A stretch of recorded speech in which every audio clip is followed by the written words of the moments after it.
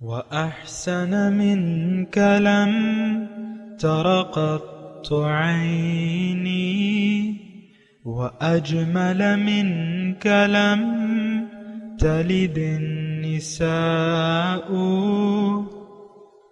خلقت مبرأ من كل عيب خلقت مبرأ من كل عيب كأنك قد خلقت كما تشاء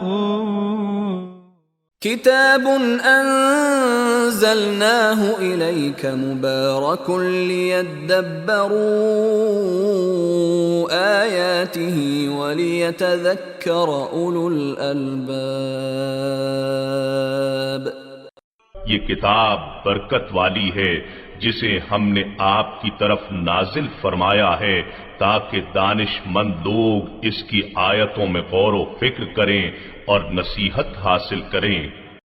اللہم صلی علی سیدنا محمد وعلی آل سیدنا محمد بعدد کل ذرۃ مئۃ الف الف مرۃ. سامعین و ناظرین کرام، السلام علیکم ورحمۃ اللہ وبرکاتہ. سامعین کرام، سورہ صاد آیت نمبر 62 سے لے کر 65 تک آج کا سبق ہے. آج کا موضوع: کیا ہم لوگ صرف اللہ تعالیٰ کو اپنی تمام امیدوں کا مرکز بنانے کے لیے تیار نہیں ہیں؟ اس کے ساتھ سامعین کرام آج کے سبق کا آغاز کرتے ہیں. سب سے پہلے گزشتہ سبق کا اعادہ ہوگا. هذا فليذوقوه حميم وغساق. یہ کھولتا ہوا گرم پانی اور پیپ ہے، اب اس کے مزے چکھیں. وآخر من شکلہ ازواج. اور اسی طرح کے اور بہت سے عذاب ہوں گے.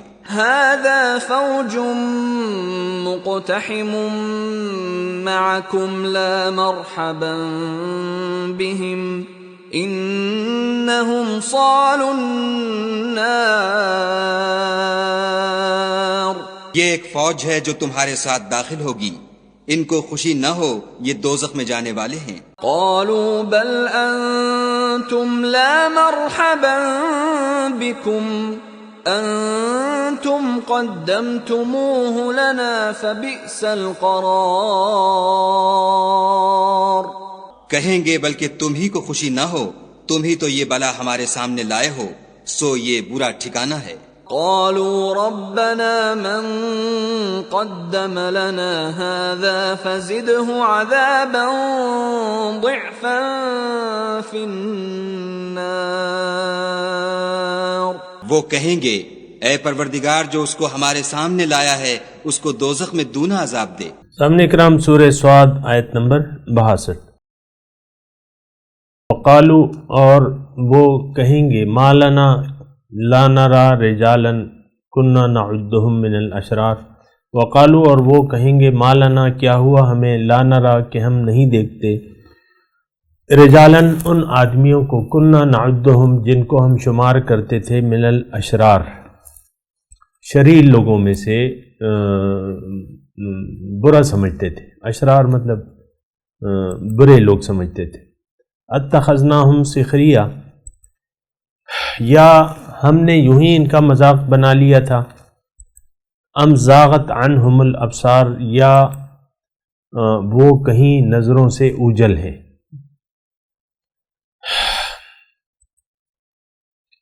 ان ھذا، بے شک یہ واقعات، لحق، سچے ہیں، تخاصم اہل النار، یہی کچھ اہل دوزخ، یہی کچھ جھگڑے اہل دوزخ میں، یہی کچھ جھگڑے ہونے والے ہیں.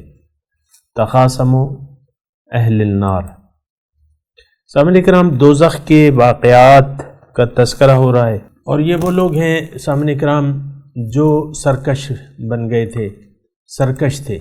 دنیا میں سرکشی کا میں نے آپ کو بتایا تھا کہ سرکش کون لوگ ہیں. سرکش وہ لوگ ہیں جنہوں نے اللہ تعالیٰ کی، اپنے دل سے اللہ تعالیٰ کی یاد کو بھلا دیا ہے. اللہ تعالیٰ نہ ان کا مقصود ہے، نہ محبوب ہے، نہ معبود ہے، نہ مطلوب ہے. اور ان لوگوں کا ان کے ساتھ حشر کیا ہونے والا ہے یہ ہم پڑھ رہے ہیں سامنے کرام.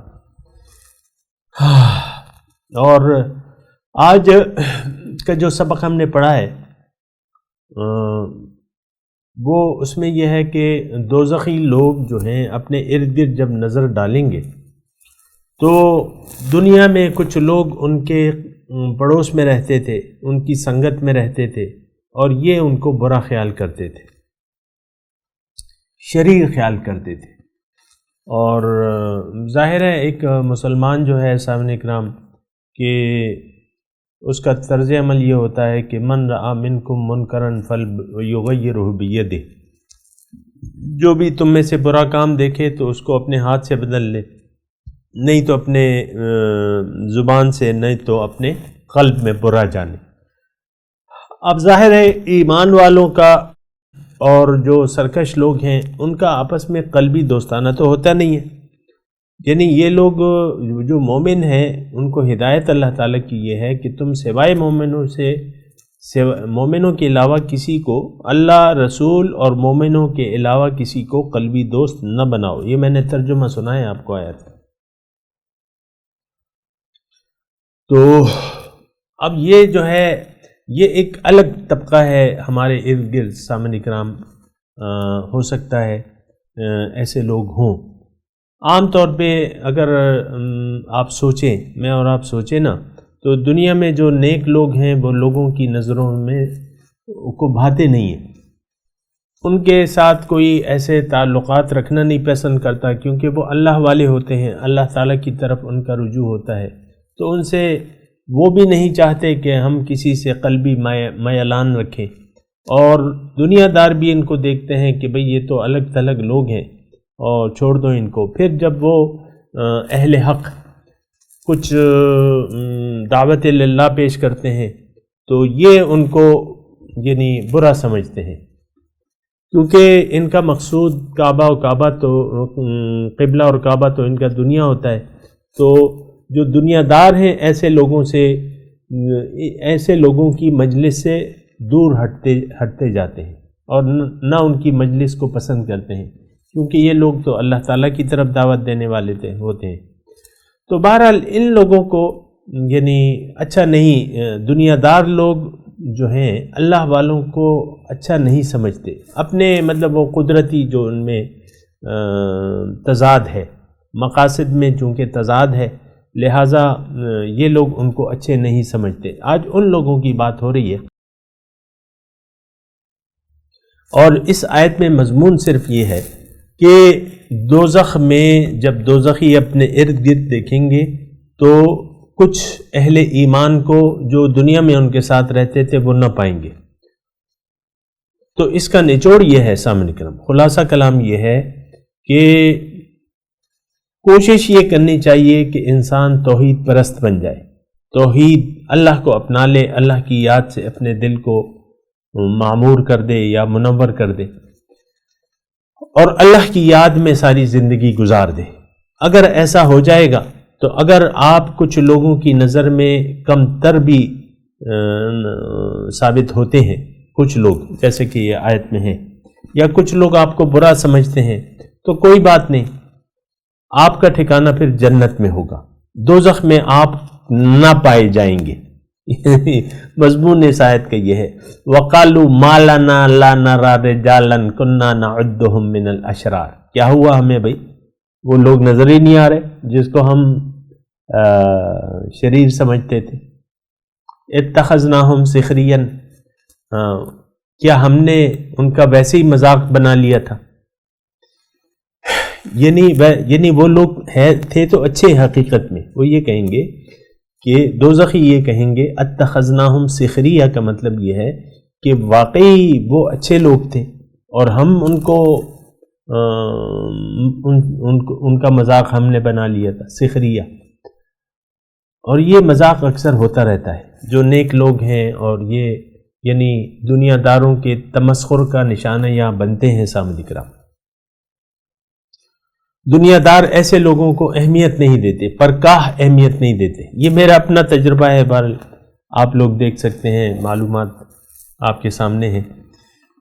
تو اللہ والوں کو چونکہ ان کی طاقتیں تو ظاہر ہے طاقت تو اللہ تعالیٰ کی، لیکن چونکہ اللہ والے ہوتے ہیں اور ان کے پاس ہو سکتا ہے کبھی مال و اسباب بھی نہ ہو، دنیاوی مال و اسباب، تو پھر دنیا دار لوگ ان کو اہمیت نہیں دیتے، ان کو اپنی مجلسوں میں نہیں بلاتے، اپنی دعوتوں میں، خاص دعوتوں میں شریک نہیں کرتے۔ بہرحال یہ بات ہے، لیکن بات یہ ہے، اطمینان کی بات یہ ہے کہ ایسے لوگ دوزخ میں نہیں پائے جائیں گے جو دنیا میں لوگوں کے تمسخر کا نشانہ بنے ہوں، اللہ تعالیٰ کی یاد سے ان کے دل منور ہوں، یہ لوگ دوزخ میں نہیں پائے جائیں گے۔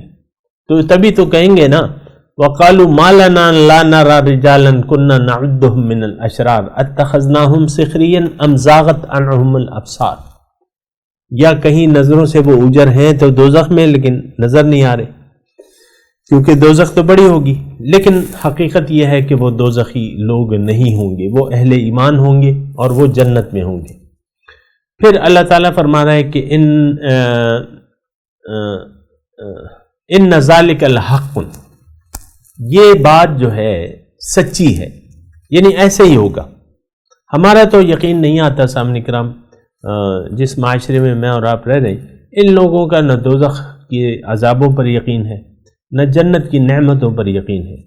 ان کا یقین اگر ہے تو ظاہر دنیا پر ہے، ظاہر دنیا، ہائے دنیا اور ہائے دنیا دنیا ہم نے کمائی نہیں، پوری نہیں کی، حسب منشا ہمیں نہیں ملی، یہی شکوہ شکایت رہتی ہے۔ بہرحال تو یہ بات سچی ہے، ان ذالک لحق تخاصم اہل النار، اہل نار جو ہے دوزخ والے، وہ اسی طرح جو ہے وہ جھگڑیں گے، آپس میں جھگڑیں گے، اور جھگڑنا آپ کا وہ سارا مضمون آ گیا۔ اب جو ہے خلاصہ کلام بیان ہو رہا ہے، قل انما انا منذر، لفظی ترجمہ، قل آپ کہہ دیجیے انما انا منذر، میں تو ایک ڈرانے والا ہوں، وما من الہ الا اللہ الواحد القہار، اور نہیں ہے کوئی معبود سوائے اللہ کے جو یکتا ہے اور قہار غالب ہے۔ یہ سامعین کرام، یہ یعنی حضور صلی اللہ علیہ وسلم جو ہیں، اگر آپ دیکھیں تو انذار سے شروع بات ہوتی ہے، یعنی لوگوں کو ان کے بد اعمال سے ڈرانے سے بات شروع ہوتی ہے کہ بھئی تم ایک بے مقصد زندگی گزارے ہو، مثال کے طور پہ، اور تم بے مقصد زندگی نہ گزارو، تم اچھے اعمال کرو، آخرت کے لیے زندگی گزارو، اللہ کے لیے زندگی گزارو، تو اگر نہیں گزارو گے تم اللہ تعالیٰ کے دین و دنیا میں، دنیا اور آخرت میں تمہیں اللہ کے عذاب کا سامنا کرنا پڑے گا۔ یہ ایک ڈراوا ہے اور یہ ایک حقیقت ہے اور یہ ایک سچ ہے۔ قل انما انا منذر، بھئی میری حیثیت تو ایک ڈرانے والی کسی ہے۔ باقی حقیقت کیا ہے کہ معبود ایک ہے اور وہ اللہ ہے، اور جو واحد یکتا ہے اور قہار ہے۔ قہار کا معنی ہے غالب، اور غالب دیکھیں اللہ تعالیٰ قہار ہے، غالب ہے، اور ہماری انسانی فطرت یہ ہے سامنے کرام کہ ہم جو لوگ صاحبین اقتدار ہوتے ہیں، دیکھیں ایک مضمون میں بیان کر رہا ہوں تھوڑا سا جملوں میں، کہ انسان جو ہے مفاد پرست ہے، اپنا فائدہ ڈھونڈتا ہے، اور طاقتور سے یہ رابطہ رکھنا چاہتا ہے۔ یہاں بھی آپ دیکھیں نا سامنے کرام کہ جو صاحبان اقتدار ہیں یا کرسی والے ہیں، بھئی وہ ڈی آئی جی کا خاص بندہ ہے، مثال کے طور پہ کچھ لوگ ہیں جو ڈی آئی جی صاحب سے مردان ہے، مثال کے طور پہ یہاں آئی جی تو پشاور میں ہے ہمارے، تو وہ ڈی آئی جی صاحب سے تعلقات رکھنا پسند کرتے ہیں۔ ایسے لوگ ہیں، بڑے بڑے لوگ جو ہیں وہ ظاہر ہے کہ وہ پھر ڈی آئی جی صاحب بھی ان کو خاص اپنے محفلوں میں بلاتے ہیں، اور یہ سب ایک دوسرے سے تعلق، تو قوت والے سے، طاقت والے سے اور غالب شخصیت سے، یعنی جو صاحبان اقتدار ہیں، تو اس سے ہم تعلق رکھنا چاہتے ہیں اور پسند کرتے ہیں۔ مثال کے طور پہ کل ہی اگر آپ کو کوئی بھی ہو ہم میں سے ایک شخص کو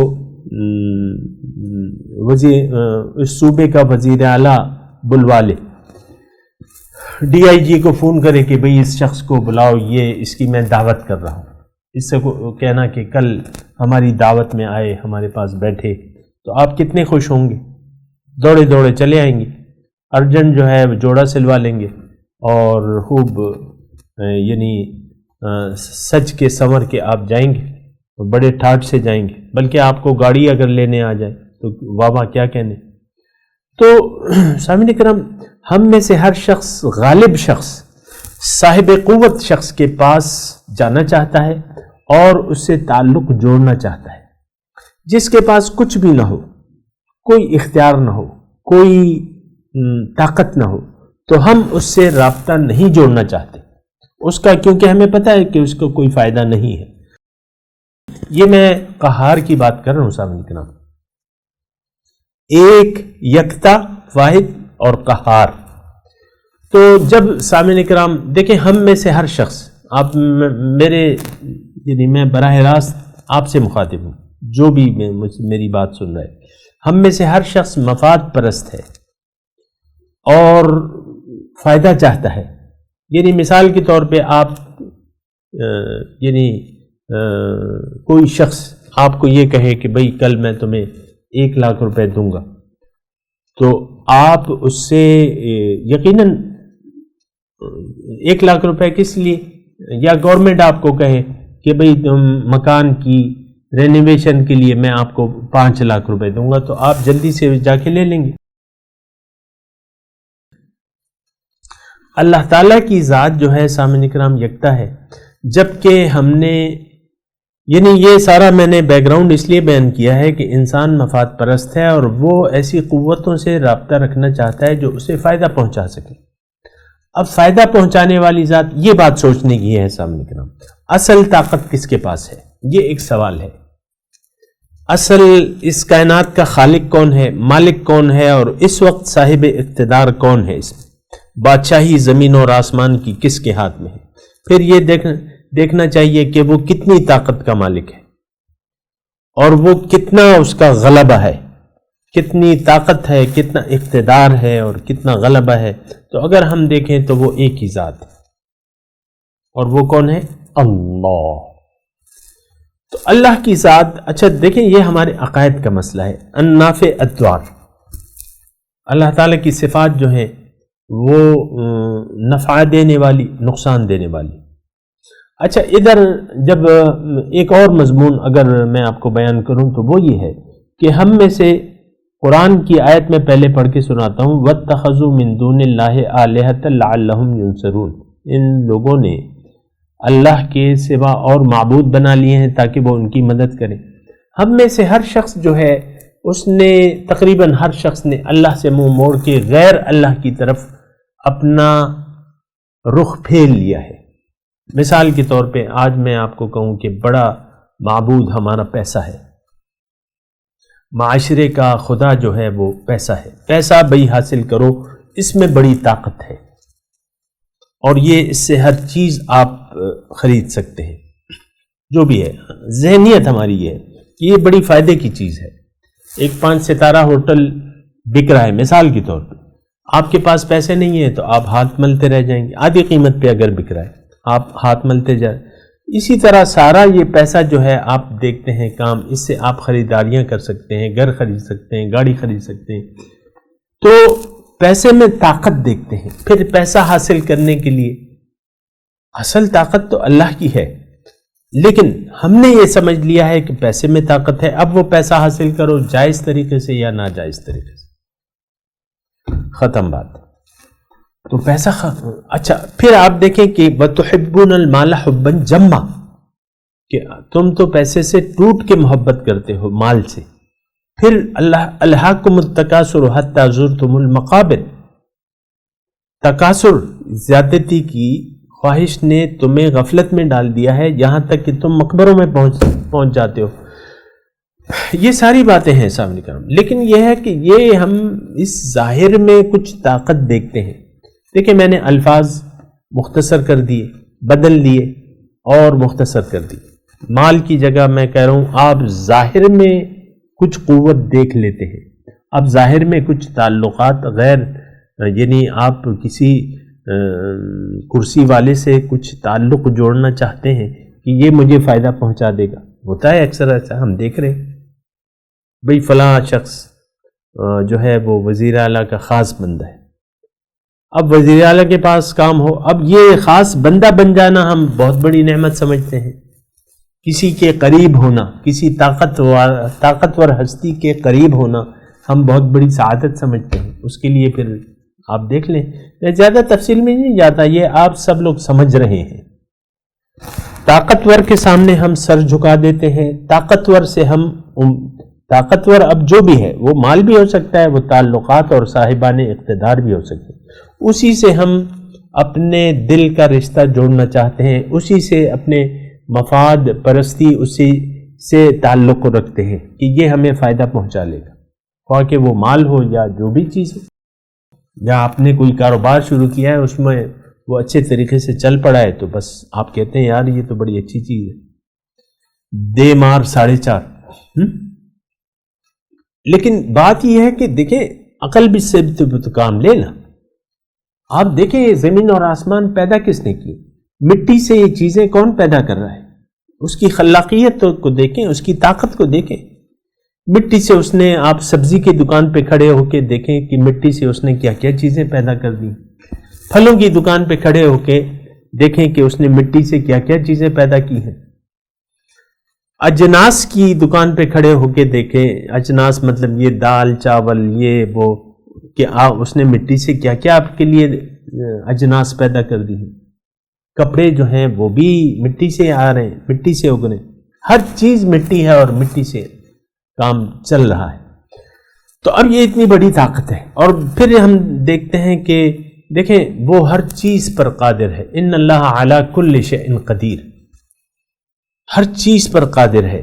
الم تر کیف فعل ربک باصحاب الفیل، کیا تم نے نہیں دیکھا کہ تمہارے رب نے کیا کیا ہاتھی والوں کے ساتھ. الم یجعل کیدہم فی تدلیل، کیا ان کی تدبیر کو رد نہیں کر دیا. وارسل علیہم طیرا ابابیل، اور ان کے پرندوں کے جھنڈ بھیجے. ترمیہم بحجارۃ من سجیل، جو باریک پتھر تھے ان کی چوچوں میں. فجعلہم کعصف مأکول، کھائے ہوئے بھوسے کی طرح کر دیا. یہ دیکھیں اللہ نے کیا ہے. وہ عبد المطلب نے تو کہا کہ بھئی اللہ جانے اور اس کا گھر جانے. تو اللہ تعالیٰ جب کوئی نہیں تھا تو اللہ تعالیٰ آ گیا. تو ہر چیز پر قادر ہے اللہ تعالیٰ. اللہ تعالیٰ بس میں کیا کہوں، آپ دیکھ لیں اس کی قدرتیں جو ہیں. تھوڑا سا اگر آپ سوچیں تو آپ سمجھ جائیں گے کہ ہاں قادر مطلق ایک ذات ہے اللہ.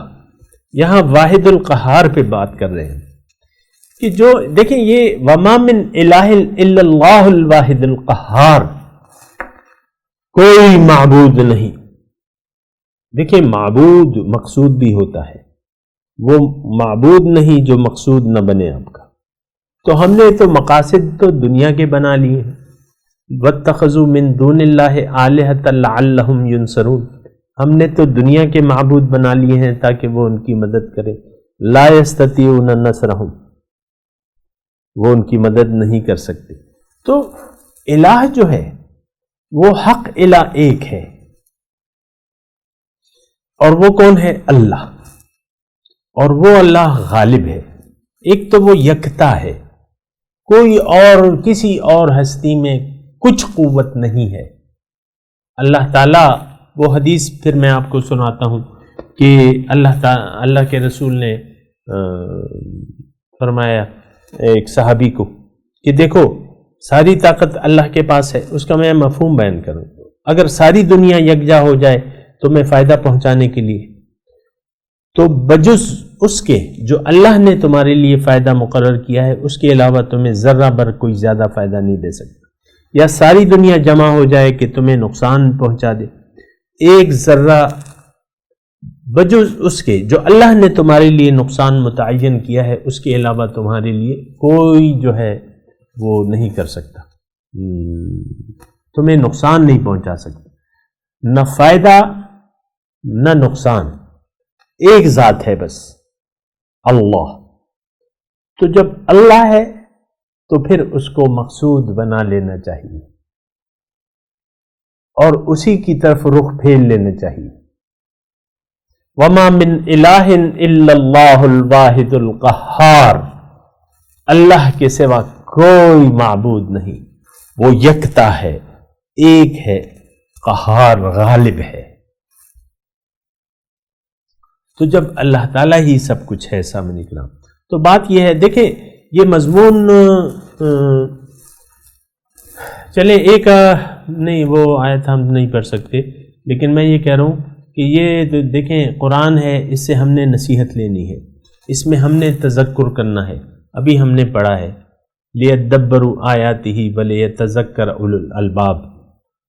قرآن اللہ تعالیٰ فرماتا ہے قرآن انزلنا وَكَذَلِكَ انزلنا إِلَيْكَ الْكِتاب نہیں ابھی ہم نے پڑھا ہے نا، کتاب انزلناہ مبارک، کتاب انزلناہ الیک مبارک لیدبروا آیاتہ ولیتذکر اولو الالباب. قرآن اس لیے نازل کیا گیا ہے آپ کی طرف کہ یہ ان کی آیات میں غور و فکر کریں اور اس سے نصیحت حاصل کریں. تو بات یہ ہے سامنے کرام کہ ما من الہ الا اللہ الواحد القہار، کوئی معبود نہیں ہے لیکن ایک اللہ اور وہ قہار ہے. قہار کا مطلب غالب ہے. تو بات یہ ہے اس آیت میں بجائے اس کے کہ ہم یہ مشرکین مکہ کی طرف منسوب کر دیں، نہیں، یہ ہمارے لیے ہے. دیکھیں ہم نے بھی معبود بنا لیے اور بہت سے ہم میں سے بہت سے لوگ اس معاشرے میں بہت سے لوگ دنیا دار رہ کے زندہ رہنا چاہتے ہیں، دنیا والے کہلانا چاہتے ہیں، لیکن نہیں. وَلَكِنْ كُونُوا رَبَّانِيِّينَ، ضرورت اس بات کی ہے، اللہ تعالیٰ فرمانا ہے تم رب والے بن جاؤ، اللہ والے بن جاؤ. تو جب اللہ والے یعنی ہم نے بننا ہے تو ہم نے دیکھنا ہے کہ طاقت، اصل طاقت کا مالک کون ہے؟ ایک اللہ. الواحد القہار کون ہے؟ یکتا.